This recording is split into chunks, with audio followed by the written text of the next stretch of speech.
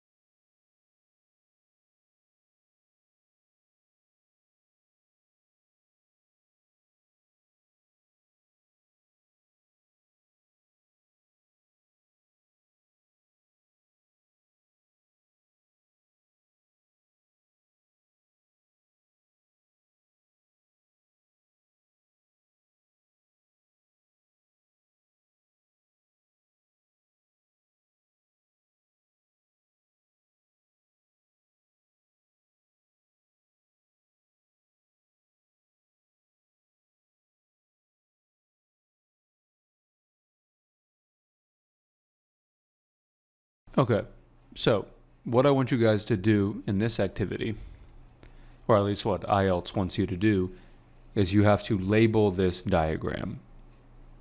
So we've talked about this before. IELTS reading passages have a lot more variety than TOEFL reading passages about the tasks that they ask you to do. In this case, they're going to have you label a diagram, which is kind of interesting. All right, I'm going to give you guys, let's say, 5 minutes. So you have the passage. You should have taken a photo.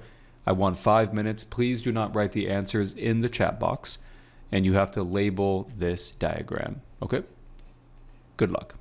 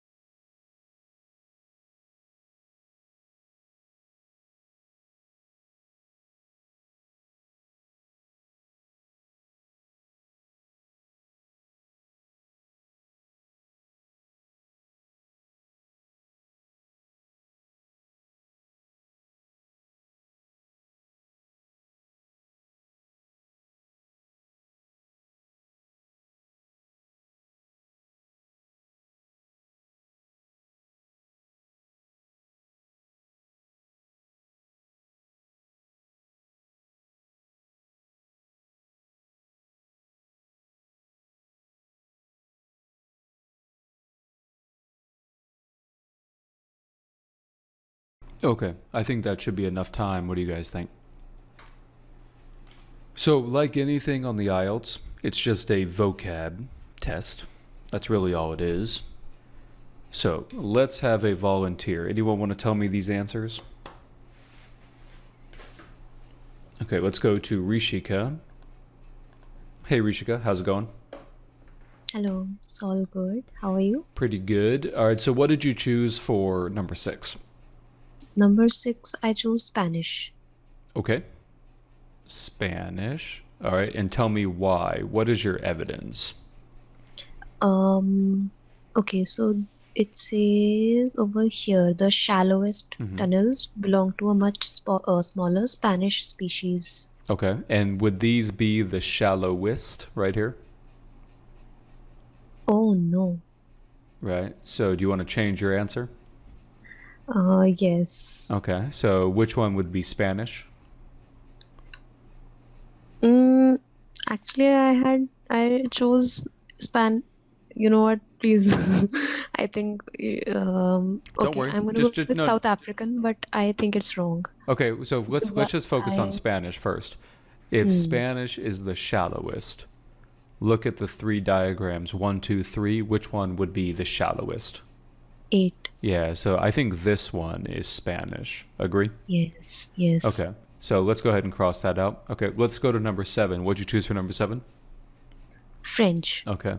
And then let's find your evidence for that. What is your evidence for that? Some large species originating from France excavate tunnels to a depth of approximately 30 centimeter. Right, 30 centimeters right here, right? Okay, so good Yes. job. And then finally, number six. What answer did you say? I had initially chosen 6 as South African. Okay, so let's write down. Oh, wait, I had written it correct. I just spoke it out wrong. Oh, okay, good, good. Okay. What is your evidence for South African? Um, this one, South African beetles dig narrow tunnels of approximately 20 centimeter. Right, right there. There you go. Okay, good job. Good job, Rishika. Thank you. So, everyone, this activity is a little bit straightforward. The only true vocab test, which one was it? Was it six, seven, or eight? What was the true vocab test? Yeah, it was number eight. So, really, the only one that tested your vocab was this one right here. Because, of course, the other ones had numbers. Number six and number seven had numbers, right? Okay. Any questions about this one? Okay, going once, going twice. Sold. All right. Now we're going to do another activity. Everyone have your cameras ready on your phones because this one is pretty long. As you can see, it's 3 pages. So I'm going to give you guys about, let's say, 2 minutes on each page. Remember to take a photo. Not 2 minutes, I'll give you 90 seconds. 90 seconds on each page. And please don't forget to take a photo. Here we go.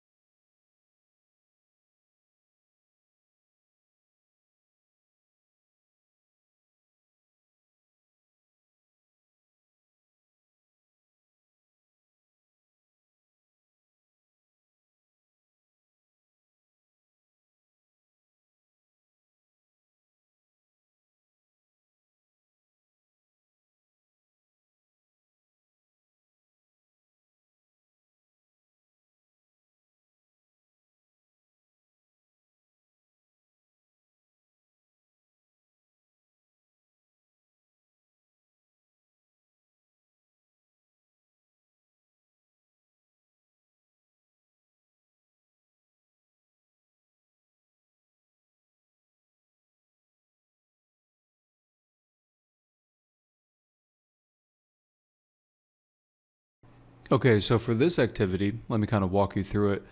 It says which paragraphs contains. Interesting. IELTS has a grammar mistake? Interesting. I'm kind of surprised by that, to be honest. Which paragraphs contain the following information? And what you have to do is you have to write the correct letter of the paragraph for 14 through 19. Yeah, this is an original source. I got this from IELTS website. Like I said, this is their free sample test that anybody can download. So I'm a little bit surprised about that. Okay, so what you guys have to do here is you have to write down the paragraph letter for each one of these. It's not going to go in order. It's not like you're writing down A, B, C, D, E, anything like that. For this activity, I'm going to give you guys, let's say, 7 minutes. Okay, good luck.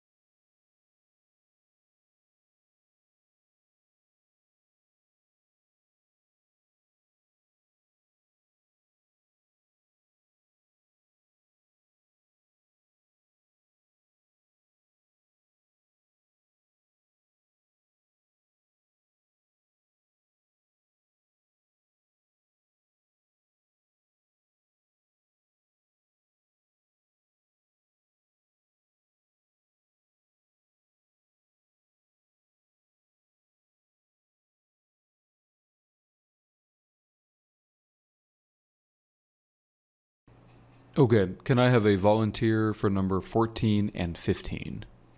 So we'll talk about 3 volunteers, 1, 2, 3, 4, 5, 6. Let's go to Natalie. Hey, Natalie. Hey, how are you? Good. So what'd you choose for 14? 14, I picked C. Okay, so let's find the evidence. So this says a comparison of past and present methods. Show me where that is in C. Um, so until 100 years ago, we used to do this, and Mhm. then now in United Kingdom, about 90% freight is carried by road. Exactly. So in the past, it was horse, water, or rail. And then nowadays, does it say nowadays? It says is, right? Mhm. So road. Okay. Yep. Looks pretty good. I think I agree with you. So well done on that front. How about 15? 15, I put F. Okay, so hold on, let me write this down. F, how driving habits contribute to road problems. Okay, find me the evidence in F.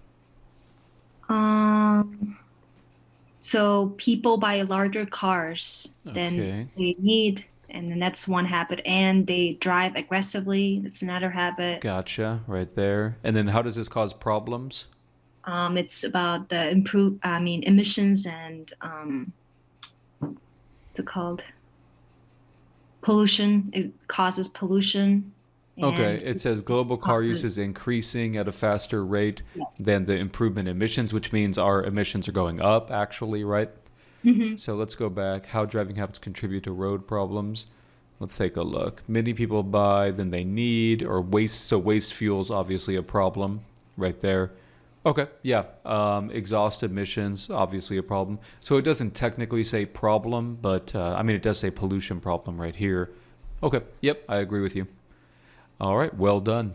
Well done. Well done. Okay, can I have a volunteer for 16 and 17? 16 and 17. Okay, Greg, you want to volunteer? Sure, man. I'm always here for you. Okay, so 16 says the relative merits of cars and public transport. So, relative merits means comparison. Merits means good thing. So they're basically saying, hey, this is good in this way, this is good in this way, this is bad in this way, this is bad in this way. So that's kind of what they're talking about here. And the correct answer is going to be E. So let's see if we can go ahead and find that somewhere. So if you look at E, let's take a look. Car transport is 7 times as costly, right? So it's more expensive. Also, we have congestion, accidents, pollution, loss of cropland, etc. But then it says cars easily surpass trains as being flexible and convenient. So it's true that cars have more issues, but they're at the same time also more convenient and more flexible in comparison to public transportation like rail. So the correct answer is going to be E, right there, the relative merits. Does anyone want to volunteer for 17? Hey, Anna Cool, how's it going? Hey Greg, I'm good. How are you? Pretty good. Can you get a little closer to your microphone? Is it fine now? Yeah, it's better. What did you choose for 17? Okay, so I chose G. You chose what? G. D. Okay. So, G for good. oh, G. Sorry, hold Yeah. on. Yeah, your audio is a little bit muffled. Oh, Okay. is it fine now? Yeah, okay, so you chose G. Is that correct? Yeah. Okay. So let's go to G, and we're looking for the prediction on future solutions. Okay. Where do you see the author's prediction? So he said that some argue that only long-term solution is to design cities, but then he said not only would this save energy and cut CO2 emissions, but Right, it but would also. isn't that from other people? Some argue. Okay, yeah. So it's So not the really answer the is writer's H. prediction, right? Yeah, got it. Yeah, so Because in H he starts it with seems, so it's probably his own prediction. yeah, so which paragraph do you think gives his own prediction? H, a more Yeah, likely scenario seems to exactly. be. A more likely scenario means he's talking about the future, right?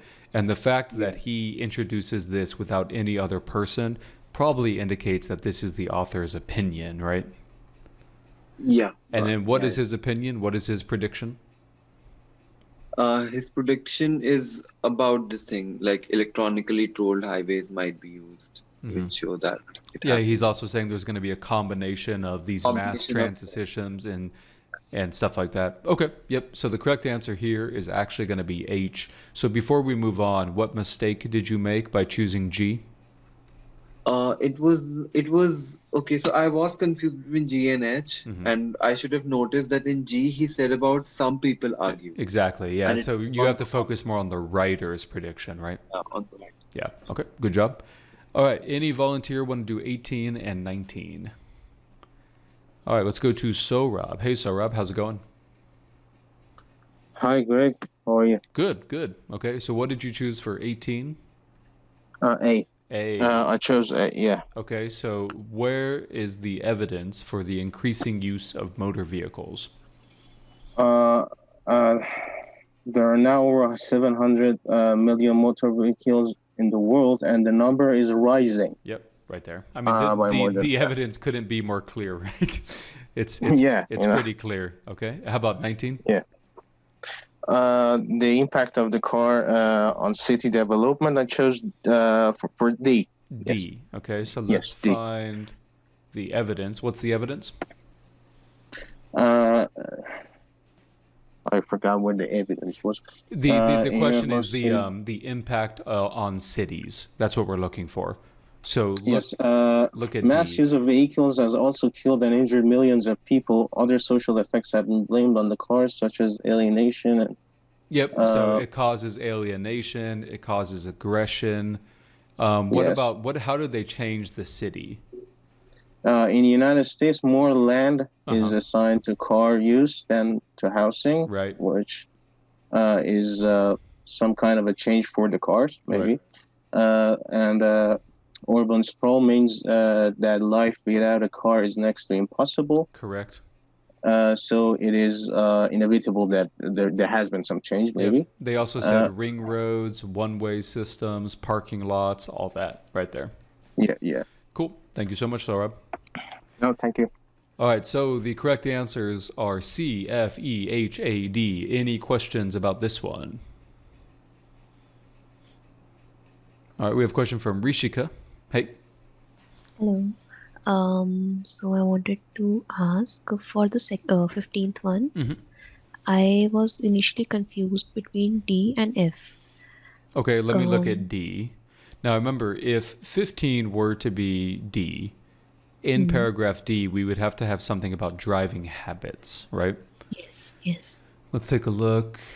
More land, urban sprawl. I don't see anything about driving habits. Maybe mass use of motor vehicles.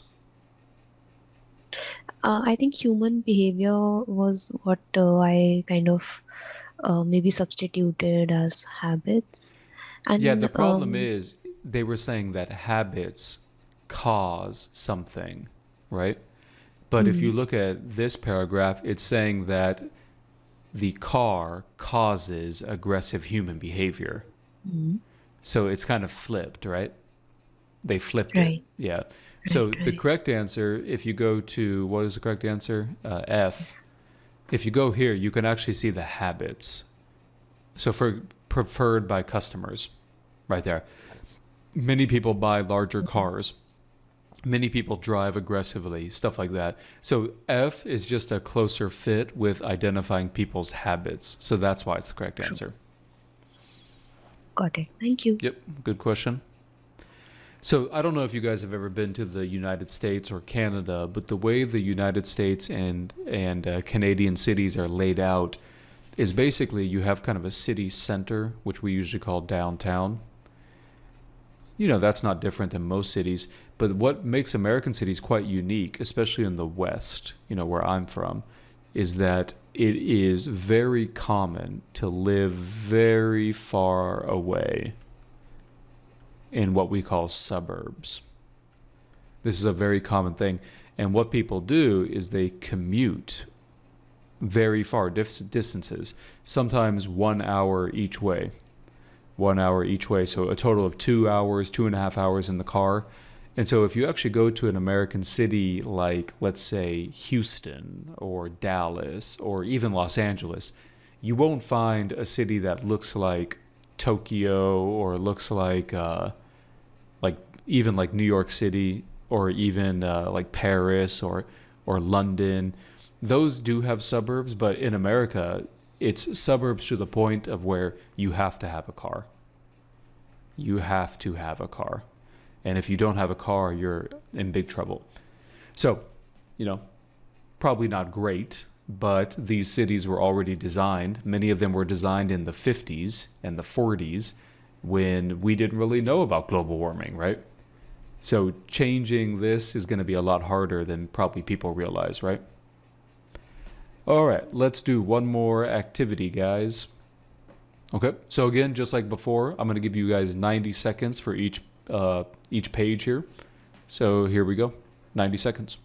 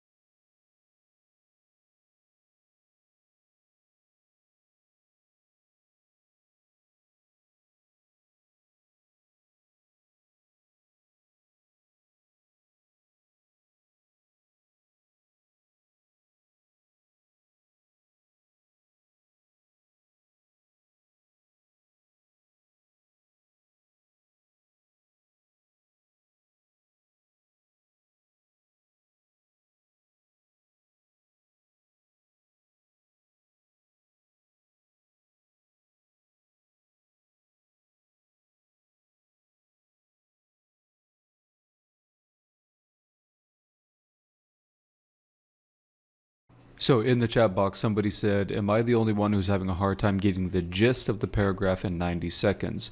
So Murat, remember, we're not necessarily reading all of this in 90 seconds, which is why I told you guys to take a photo.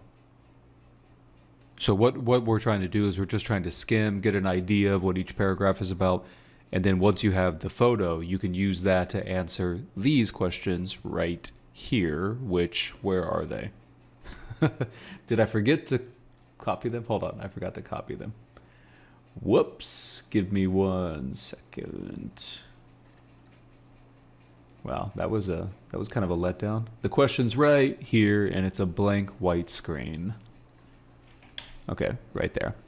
All right, so now you have those pictures. Obviously, you need a little bit more detail to answer these. This is a yes, no, not given. Good luck, everybody. I'll give you guys 5 minutes.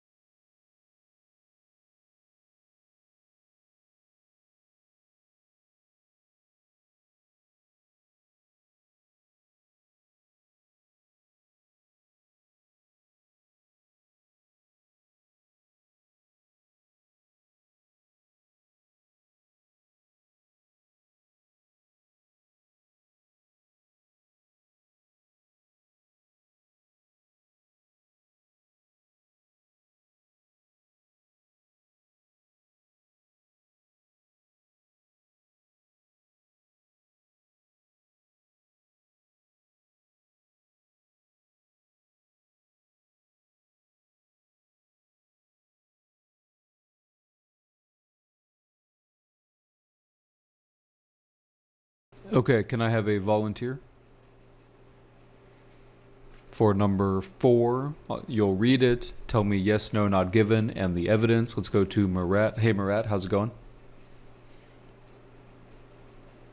Hi, Greg. Hey, what's up? How you doing?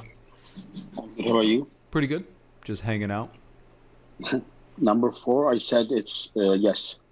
Okay. So we said yes. All right. Can you tell me the evidence?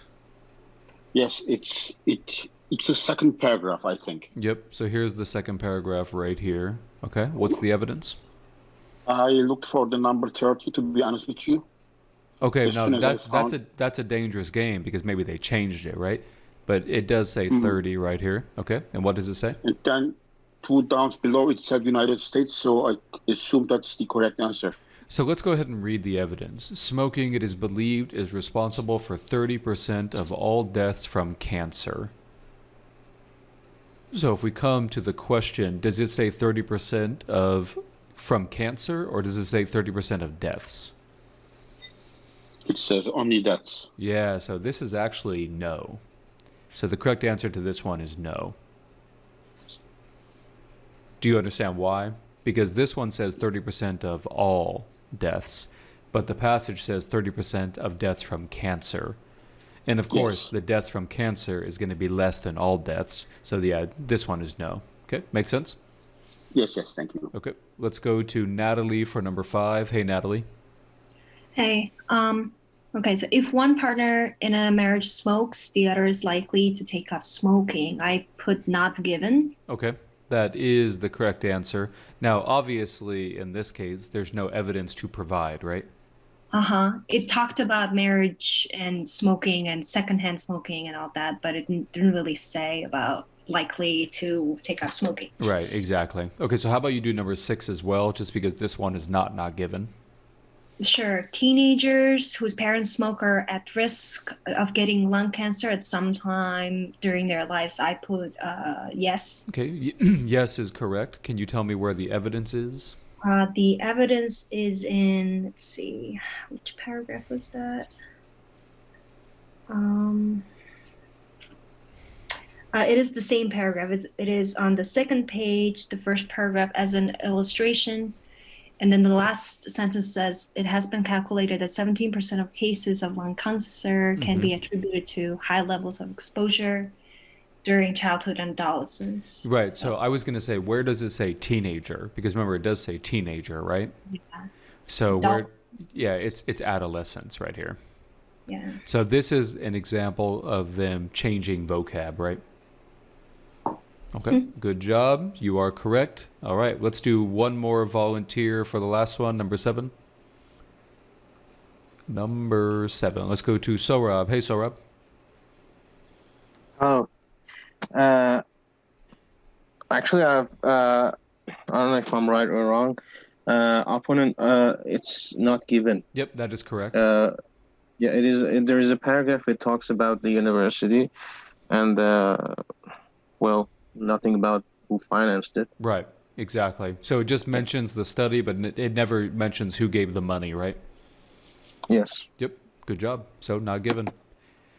All right, everybody, that was it. I mean, this is the IELTS. The IELTS is not impossible. Most of it is just vocab, changing vocab. That's all it is. Before we call it a day, does anybody have any questions? Rishika says, are questions like these common on the IELTS? Yeah, very common. So yes, no, not given, true, false, not given. Those are very common. It's very common to have to identify a paragraph. It's also common to have to label a diagram. So yeah, they're definitely common. Does anybody else have any questions? We have a question from Anakul. Hey, Anakul. Hey, Greg. Hey. So, in the first question, the 30% of Right. deaths. So, there is no information in the passage regarding 30% of all the deaths. True, but let's put it this way. Okay. So we have information 30% of deaths from cancer. Agree? Yes. Yeah. 30% of deaths from cancer. Now, the death from cancer, is that all of the deaths or just part of the deaths? Part of the Yeah, deaths. part. Which means this, by default, has to be less than 30% of all, right? Oh, okay. Yeah, no, Yeah. I agree. It's a little bit of an inference. I agree with you. It's a little bit of an inference, but it's a small inference. I wouldn't call it a major inference. Did you put not given? No, I put no as an answer, but then Mhm. I started wondering because so in the seventh one, opponents of smoking finance the UCSF study. So the study says that okay, no, sorry. Yeah, I got it. I got Cool. sorry. You good? Yeah, I'm All good. right. Thanks. Okay, everybody. I hope you had fun with this. I certainly did. I will talk to you guys later tonight. We have 2 more classes tonight. That will be maybe the morning for some of you guys. Talk later.